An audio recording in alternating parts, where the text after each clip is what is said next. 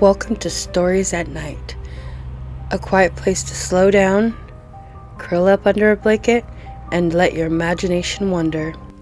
Some stories will make you smile, some might give you chills, and others will linger like a dream long after the night ends. So dim the lights, get comfortable, and let the story take you away.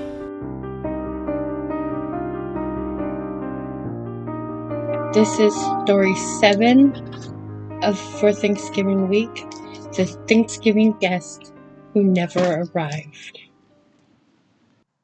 Maplewood, Vermont. Population 3,102. Known for the best pumpkin pie in New England, the historic covered bridge, a Thanksgiving festival that brings the whole town together, and now a disappearance no one wants to talk about.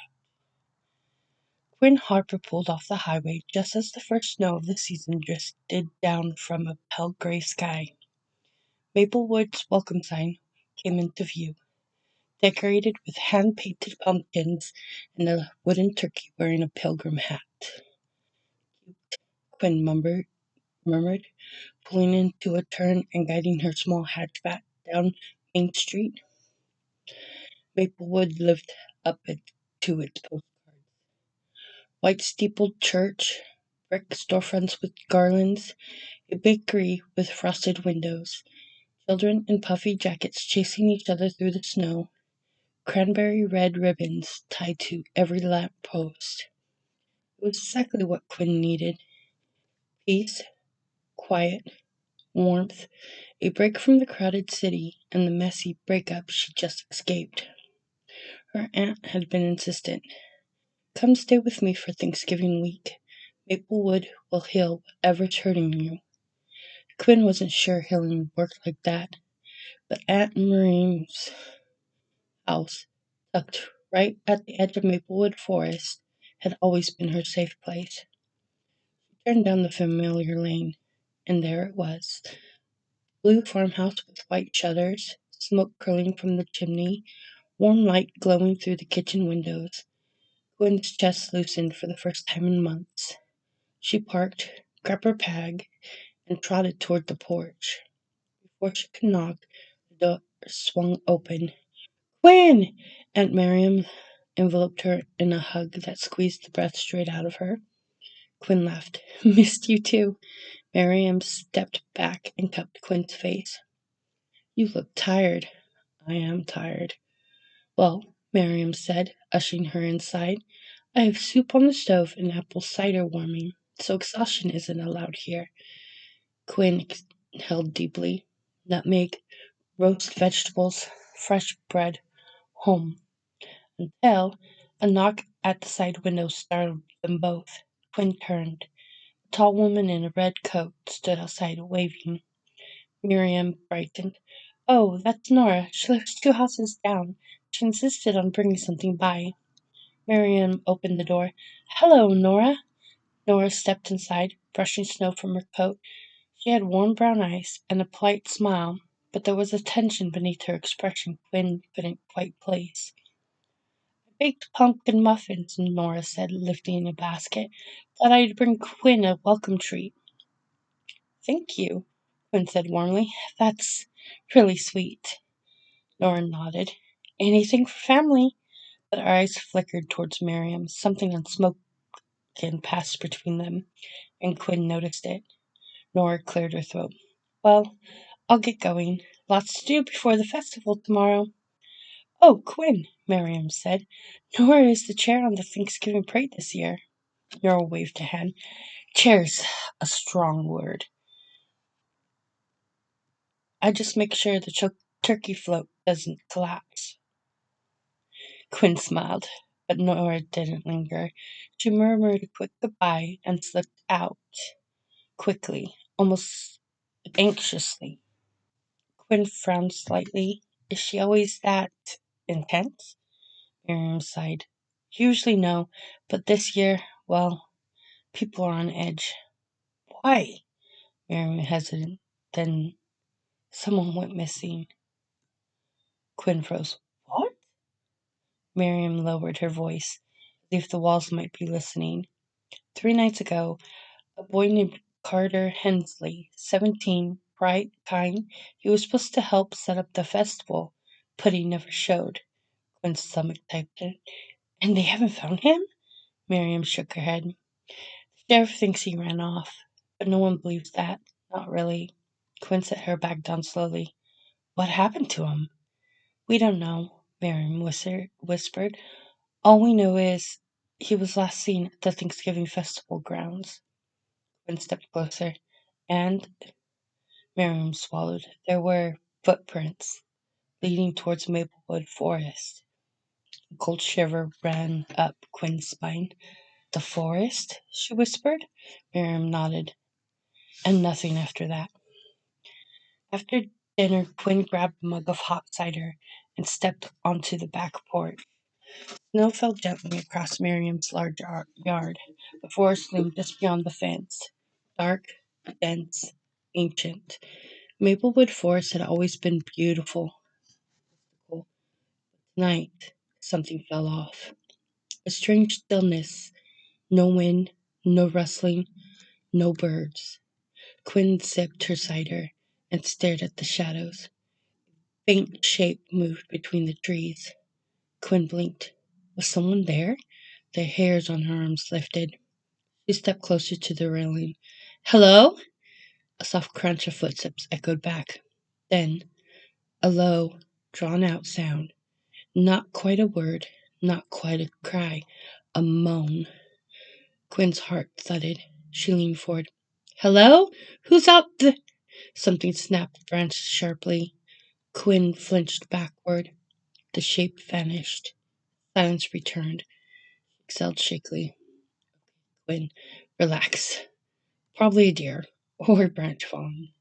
Still, her instincts whispered otherwise. The next morning, Maplewood buzzed with prep for the festival. Children practiced parade routes with the tiny handmade turkey hats. Vendors hammered together booths. Bakers carried pies across the square. The aroma of cinnamon and roasting nuts drifted on the air. Quinn wandered among them, absorbing the warmth, but beneath the chair she felt something else. Unease, tension, people speaking in hushed voices. A woman stapling decorations whispered to another, Have you heard anything about the boy? The other shook her head. No, and the sheriff doesn't want panic. Says they're still searching. Quinn approached the information booth. A tall man in a uniform looked up. Sheriff Calloway. Weathered face, calm eyes, hands folded like he'd been expecting somebody to ask questions. Morning, Quinn said. Morning, he replied. You're Miriam's niece. Quinn blinked.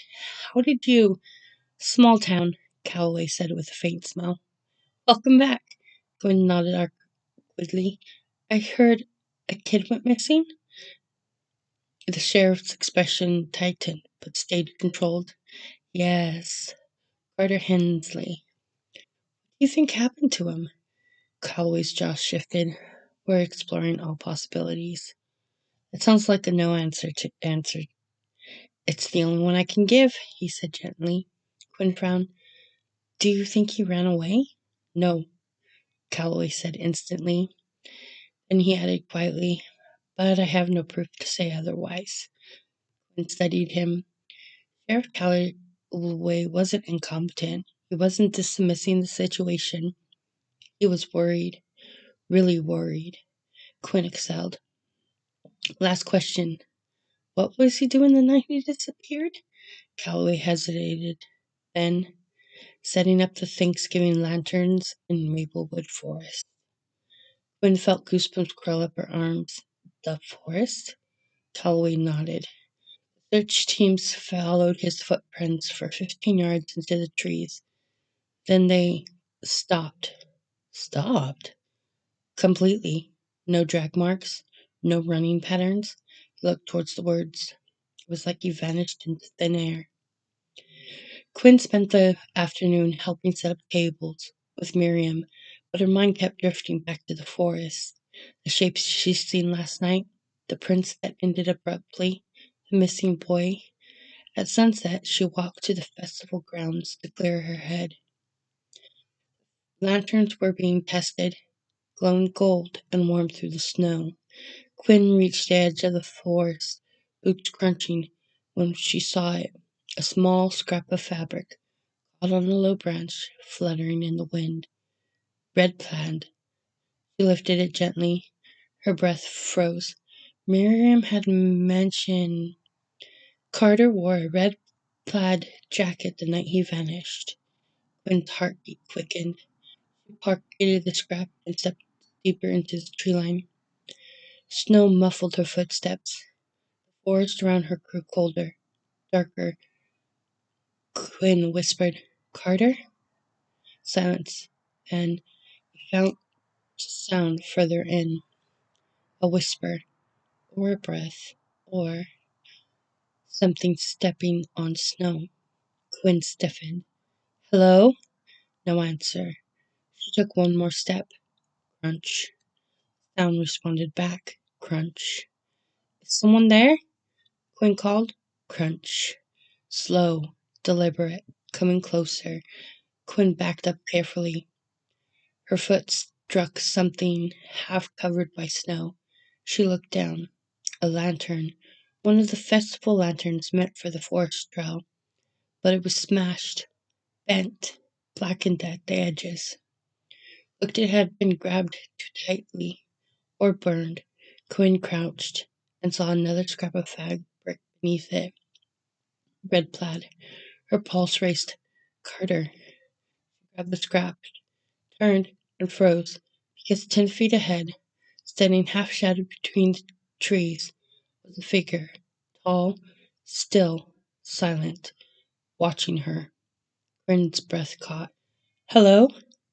The figure didn't move, didn't speak, didn't step forward, just stood, quiet, unblinking, like a dark salute carved from the forest. Quinn stepped back. The figure shifted, but not toward her. It moved sideways, drifting deeper into the trees like smoke. Quinn's fear was immediate. It wasn't an animal. It wasn't a hallucination. It was a person, or at least a shape, shaped like one. She turned and ran back towards the festival lights. Behind her, a faint whisper drifted from the trees.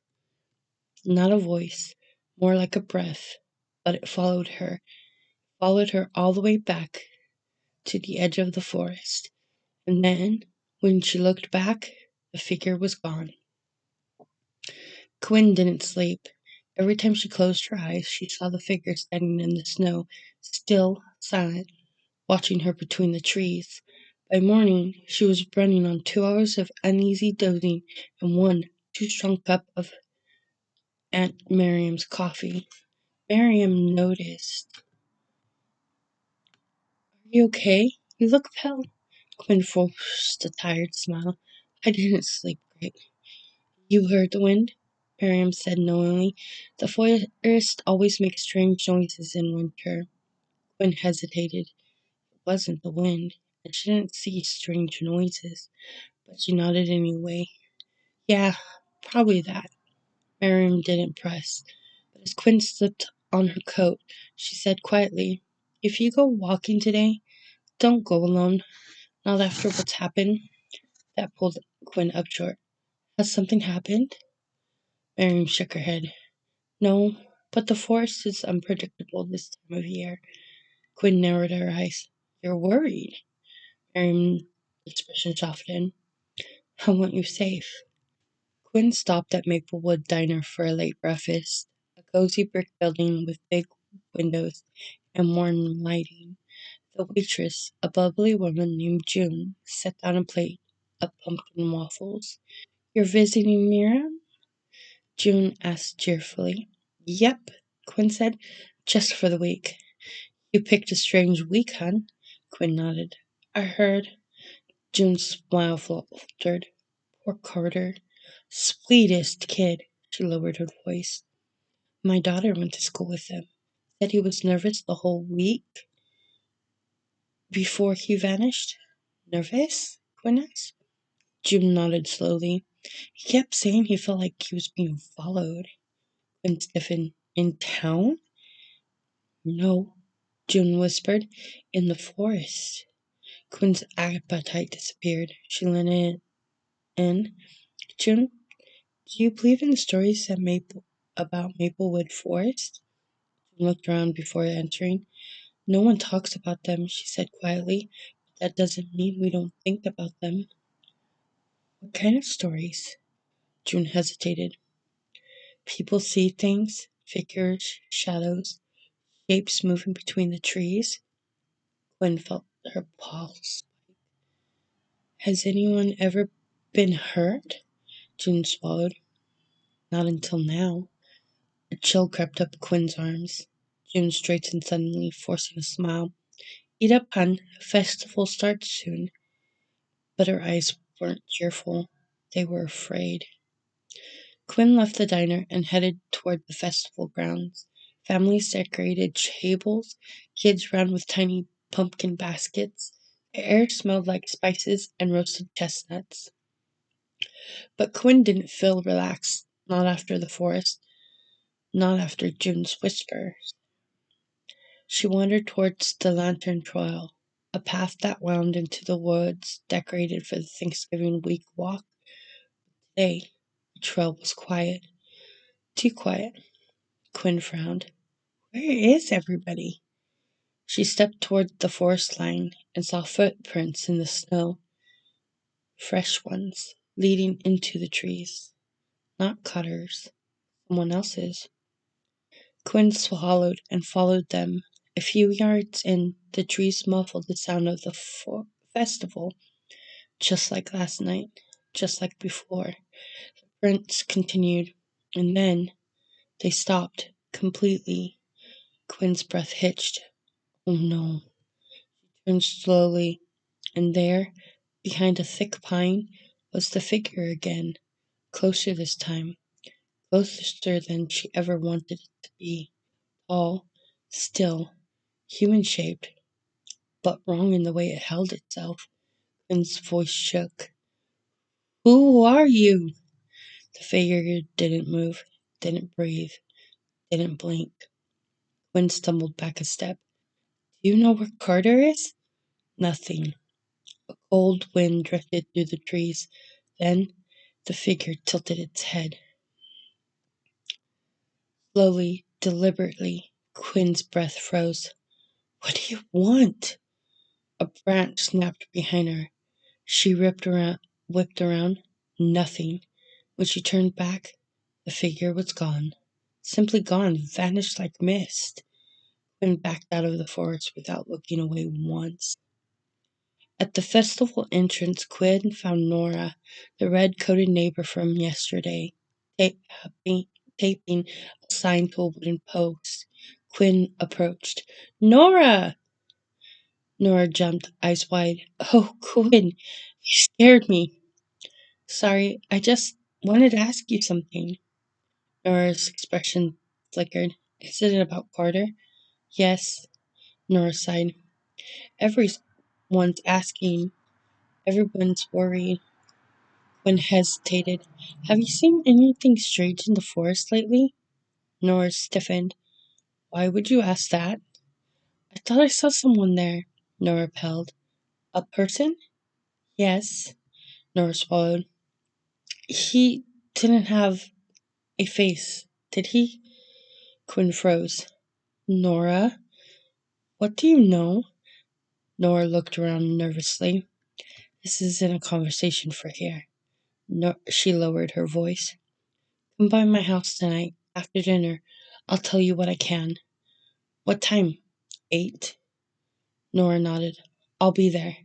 Nora stepped away quickly, but not before handing Quinn a folded slip of paper. Don't open it here. Quinn pocketed it. When Nora was gone, Quinn waited a moment, then quietly pulled out the note. A single line was written in hurried handwriting. Don't go into the forest after dark. It remembers you now. Quinn's hands trembled. The cozy warmth of the festival blurred away. Maplewood was hiding something, and whatever lived in the forest, whatever took Carter, Knew Quinn had seen it, knew her, was watching her, and it wasn't finished yet. By mid-afternoon, Maplewood was blanketed in thick, soft snow. The festival continued bustling, but the mood was uneasy. People smiled out of habit, not comfort. Children ran around laughing, but their parents watched them too closely. The baker's oven steamed, but her eyes kept shifting toward the woods. The choir rehearsed, but voices faltered at the slightest noise, and everywhere Quinn turned, someone whispered about Carter. She headed toward the community center where a line of volunteers carried boxes and props for the Thanksgiving parade. A teenage boy sat on the steps, hunched over, duck herd pulled low. Quinn felt something tug at her instinct. She approached. Hey, are you okay? The boy looked up, red nose, blue eyes, face tired. Yeah, he muttered. Just trying to think. Are you a volunteer? Quinn asked gently. He nodded. Name's Avery. Quinn caught the flicker in his expression. He knew Carter. She sat beside him. You worked with Carter, right? Avery froze. Who told you that? Your mom. Quinn lied softly.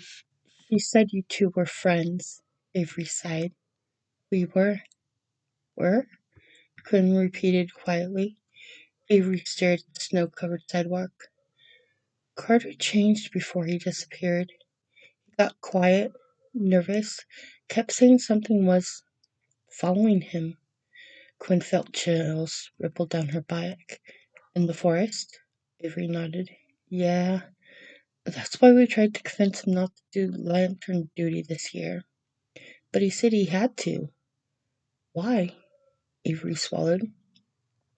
He said he saw something last year, something he never told anywhere, and he had to go back to prove himself it wasn't real. Quinn leaned in. What did you see? Avery's voice dropped to a whisper. A man? Quinn stiffened. A man? Avery nodded. With no face. Quinn's breath caught. Avery shivered. Carter told me a story. Something he overheard from his grandfather, but I didn't believe it. What story? Avery shook his head. You should ask Nora. Quinn blinked. Nora? Why her? Avery stood abruptly, rubbing his arms. She knows more than anyone. She always has.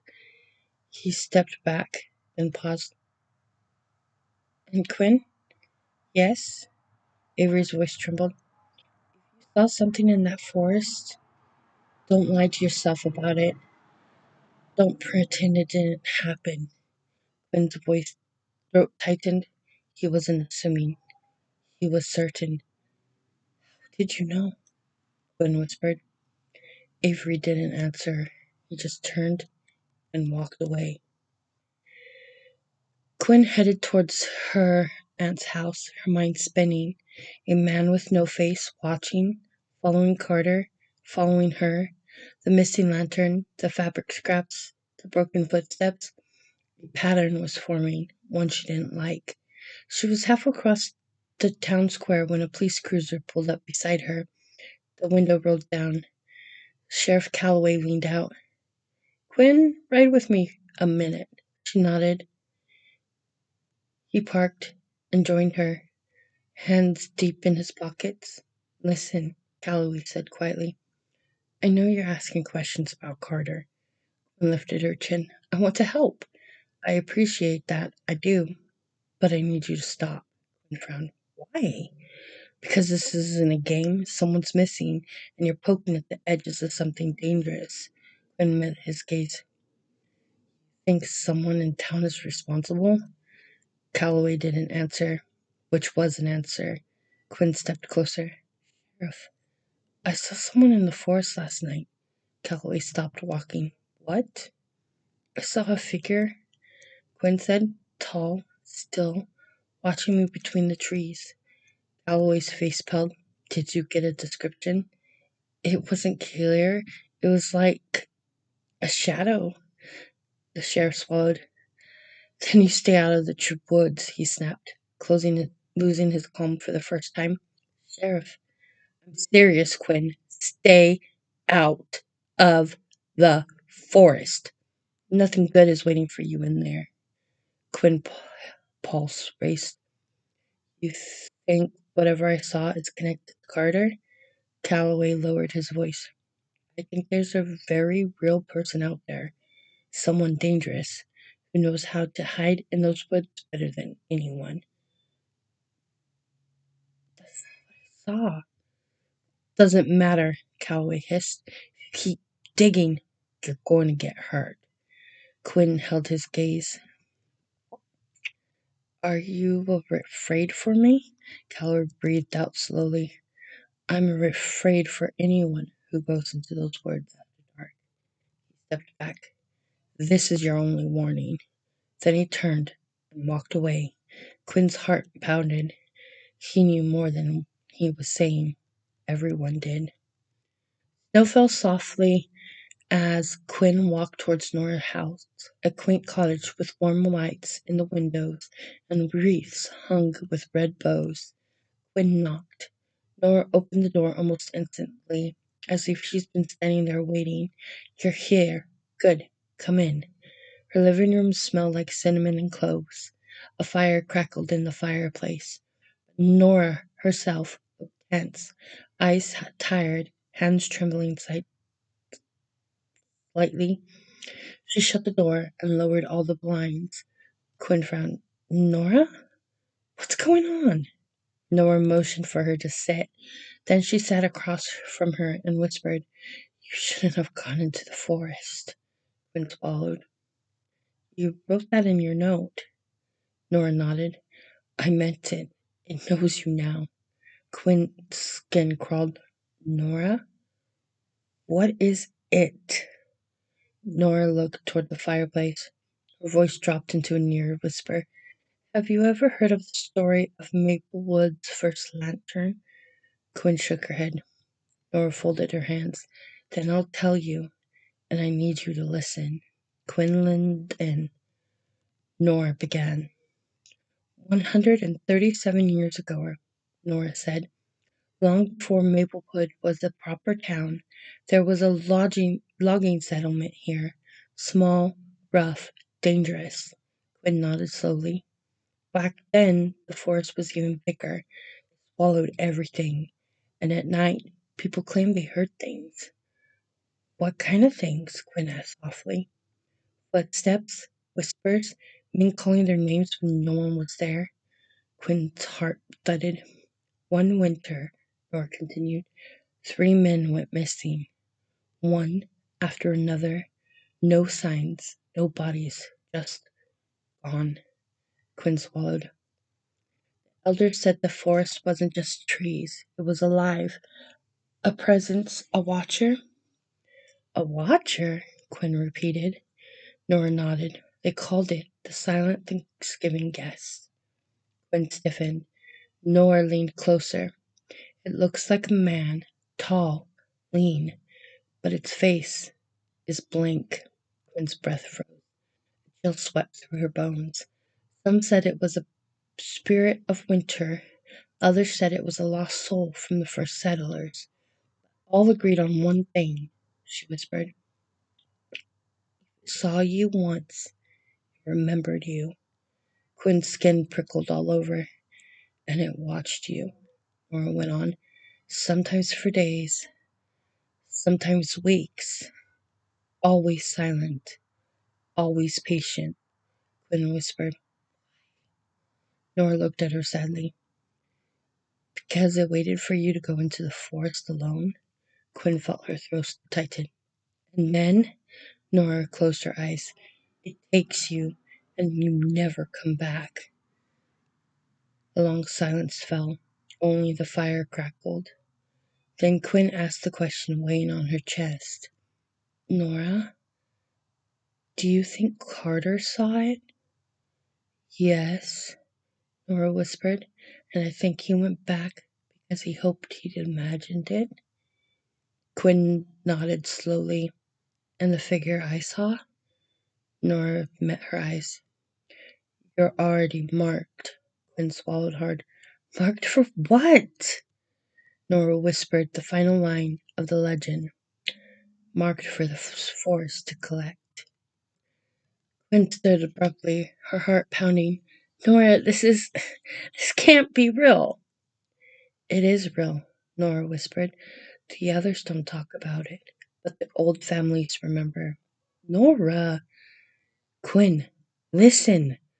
Nora grabbed her hands. If you see it again, don't run deeper. Don't speak to it. Don't follow it. Keep people around you. Don't be alone in the forest. Quinn pulled her hands back. Her voice cracked. I can't just do nothing. Carter's still out there. Nora's expression twisted with fear. Quinn, no. I have to try, Quinn said. No one goes after it survives. Quinn stepped towards the door. Maybe no one's tried the right way. Quinn Nora stood panicked. Quinn, please, don't go into the forest again. Quinn opened the door. A cold gust of wind swept inside. She looked back at Nora. I'm not afraid of the forest. Nora's voice shook so violently. You don't understand what's in it.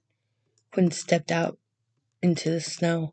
The door closed behind her, and the silent darkness of Maplewood Forest, somewhere beyond the lanterns, something shifted, watching, waiting, remembering her. The morning sun washed Maplewood in soft gold, melting patches of snow and making town look deceptively peaceful again. The bakery smelled like cinnamon rolls. Kids bundled in scarves chased after each other near the gazebo. The Thanksgiving floats sat half assembled in the community lot. A normal day, a cozy day. But Quinn didn't feel normal or cozy. She felt watched. Every time a shadow moved in her periphery, spun quickly. Each gust of wind through the trees made her grip her jacket tighter. Aunt Miriam steadied her over breakfast. You're quiet this morning. Quinn pushed her eggs around on her plate. Just thinking. Miriam nodded knowingly. You went to see Nora last night. Quinn rose. Tell you? No, Miriam said softly. But you look like someone who's learned something heavy. Quinn set her fork down. Aunt Miriam, do you know anything about Maplewood Forest stories? Miriam's eyes flickered, an almost imperceptible tightening. Stories are stories, she said gently. Don't let them get inside your head. Quinn stared at her eye. Miriam wasn't lying, but she wasn't telling the truth either. Miriam, Quinn whispered, are you afraid of the forest? A long silence. Finally, Miriam said, I'm afraid of the things people let themselves believe. Quinn stood and grabbed her coat. I need some air.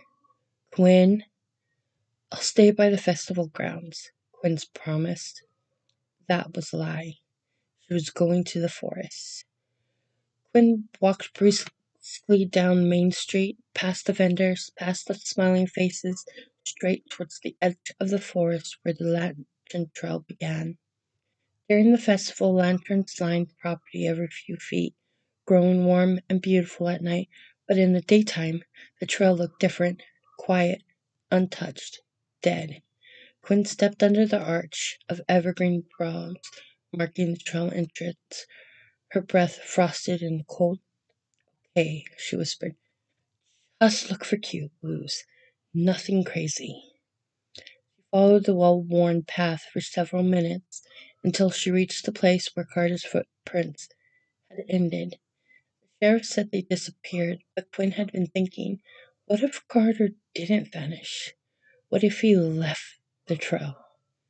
She scanned the ground. Snow was disturbed in odd patterns. Marks that didn't look like prints, but like something being dragged lightly. Quinn crouched. Her gloves brushed over faint, thin lines in the snow. rope? She murmured. No, too smooth. Something else caused this. Follow the marks deeper between the trees. The further she went, the quieter the forest came. When she finally reached a small clearing, she saw it.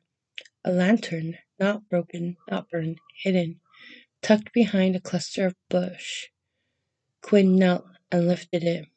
Her breath hitched. Carter's initials were scratched into the metal base. C.H. This was his. He had placed it here, but why? Quinn flipped it over. A jagged carving was etched into the underside. Not initials. A word. A direction. Run. Quinn's throat tightened. Carter had scratched that message intentionally. He was scared. He knew something was following him, and he tried to warn whoever found this lantern. She whispered, "What were you running from?" A soft wind drifted through the clearing. Something rustled behind her. Quinn turned. Nothing, just trees. But she felt it, the cold ripple through the air, like someone exhaled behind her, watching her, waiting. Quinn swallowed hard and stood, lantern in hand. "I know you're here," she whispered shakily. Her breath fogged, no answer. Just the whisper of wind. She backed up, and her boot struck something half buried in the snow. She crouched, brushed away a layer of frost. Her heart jumped into her throat. It was another scrap of fabric, red plaid, Carter's, freshly torn. This wasn't here yesterday. Quinn's pulse accelerated. This meant Carter had passed through here recently, or someone had moved the scrap here on purpose for her to find. Her blood ran cold. She stood abruptly. She had to leave. Now! She turned and froze. Shape stood between the trees, tall, thin, still, closer than the night before. Quinn whispered, "No." The figure stepped forward slightly, through the branches, closer. Details emerged: a long coat, broad shoulders, a posture that seemed unnatural, but no face, no features, a blank, smooth surface where a face should be. Quinn stumbled backward. No, no, no. The figure tilted its head, just like the night before. Slow, silent, watching her. Quinn's breath hitched. You're real." It did not respond. It took one step toward her. Only one. But the snow beneath it did not crunch. It made no sound when it moved. Quinn's voice cracked. "What are you?" Silence. She took a step back. The figure mirrored the motion, tilting its head to the opposite side, like it was studying her, testing her. Quinn's hand shook violently. "I'm not going deeper," she whispered. "I know what you want." The figure didn't move. Quinn backed up again. Her boot hit a root. She lost her balance, and the figure slid forward, not walking, gliding, like a shadow on ice. Quinn screamed, scrambled to her feet, and ran. Branches tore at her coat, snow blasted into her shoes. Her breath came into sharp, panicked bursts. Behind her, no footsteps, but something moved. Fast, silent, following her. Every few seconds she felt behind her, the cold ripple in the air, the pressure in her chest, the sense of being hunted. "Help!" she screamed, but the forest swallowed her voice. Quinn's lungs burned as she sprinted through the trees, branches slashing across her arms and face. The world blur, white snow, dark trunks, flashes of shadows behind her. "Don't look back. Don't." But she did. For a split, frozen heartbeat, it was right behind her, only a few yards away, gliding, unhurried, its faceless head fixed directly on her. Quinn choked on a sob as she pushed harder. The path dipped sharply downhill. She skidded, nearly falling, boots slipping on a patch of ice. Her shoulders slammed to a tree trunk, sending a jolt of pain through her arm. Behind her, a whisper of cold, like fingers brushing the back of her neck. No, no! Quinn bolted forward. Her legs were shaking, her breath ragged and sharp, but adrenaline shoved her on. The forest grew darker the deeper she ran, branches closing in overhead like rib cages clamping shut. Something moved beside her, to the left, a blur. Quinn gasped and veered right. But then it was on her right, moving through the trees like water, drifting, keeping pace without effort. Stop! Quinn cried, voice cracking. It didn't stop, didn't pause, didn't slow. It simply adjusted, trailing her, hurting her, like it knew exactly where it wanted her to go. Her chest tightened. No, please! Her boot caught on another exposed root. She stumbled and went down hard. Snow exploded around her. Pain shot up her hands as she tried to catch herself. Her knees hit the frozen ground. She scrambled, slipping, clawing at the snow to get up. A shadow fell over her, tall, still, blocking what little gray daylight filtered through the trees. Wind froze, breath heaving, her palms stinging against the snow. The figure stepped closer. She can see it more clearly now, the smooth, blank face gleaming with frost, the long coat rippling with each silent movement. It bent toward her slowly, like a predator curious about how much fight was left in its prey. Quinn's voice cracked into the cold air. Don't! Please, don't! The figure tilted its head. Then it reached up. Gloved hand gripped the edge of its face. Quinn's blood went cold. The soft scrape of leather against metal, the figure lifted the blank. A mask? Underneath was a man, breathing hard from the chase, eyes sharp and unblinking, face pale with cold and something else, something unhinged. Quinn shook her head violently. No, no, no, no! He grabbed the front of her coat and yanked. Quinn was hauled upright, her feet barely scraping the snow as he dragged her backward. She clawed at his wrists, kicking at his legs, but he held her like an iron. Let go! She screamed. Her voice vanished into the trees. No echo, no answer, just the wind, hollow and uncaring. She twisted, nails scraping against his arm. The man slammed her back against a tree. Her breath burst out in a broken gasp. Stop fighting!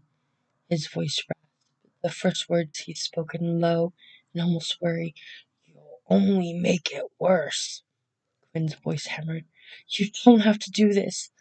I do, he murmured. It's tradition. The mask dangled from his other hand, smooth, empty, face built for nightmares. I had to follow someone, he whispered, and you kept coming back. Her stomach lurched. You are not the silent guest, she breathed. He smiled faintly, a thin, chilling curve. No, but I am the reason people think it exists. Quinn felt her last of the warmth drain from her fingers. The man lowered the mask back over his face, jerked her forward, dragging her deeper into the forest, away from the path, away from town, away from anywhere she could be found. Snow swallowed their footsteps almost instantly. Branches whipped past as he pulled her through a narrow gap in the pines. The forest thickened until light barely reached the ground. Then she saw it, a cabin, rotting, leaning, half lost to moss and snow. No smoke, no windows, just a crooked door hanging slightly open. Quinn thrashed harder. No! Help! Someone! His hand clamped over her mouth. Shh! Her scream died against his palm. He dragged her the last few feet across the frozen ground, kicked the door open. Darkness yawned inside. He pulled her through it. The door slammed shut behind them, and the forest, vast and indifferent, closed its silence around the cabin.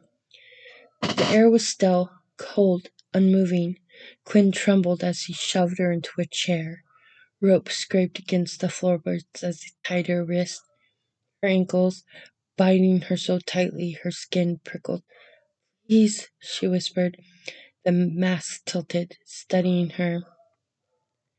But he stayed silent, just continued to study her. Then he stepped into the amber-colored glow of the lantern.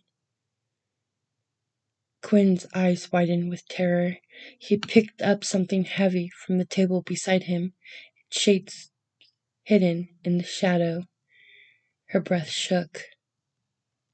The lantern flickered, snow battered the walls, and Quinn's scream was swallowed by the cabin, the forest, the legend, becoming just another whisper among the trees. Snow drifted gently across Maplewood as the townspeople gathered for the festival. Children laughed near the gazebo. Lanterns were lit one by one along the trail. Aunt Miriam scanned the crowd, her worry deepening. "Quinn?" she called softly. But the forest only watched, and somewhere deep within it, a man in a blank mask hung a new lantern near the trail, gleaming faintly in the morning light. A warning, a reminder, a promise. Maplewood smiled and carried on, and the legend survived.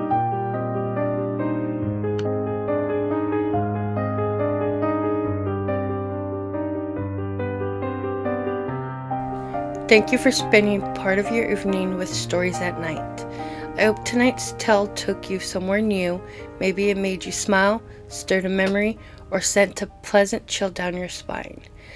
These stories remind us that even when the world grows quiet, imagination stays wide awake, whispering, laughing, and dreaming right alongside us. New stories arrive here 2 times a week, each one a little different, each one its own escape. So when you're ready to unwind again, come back, get cozy, and let the next story take you away. Until then, rest well, dream deeply, and keep listening to Stories at Night.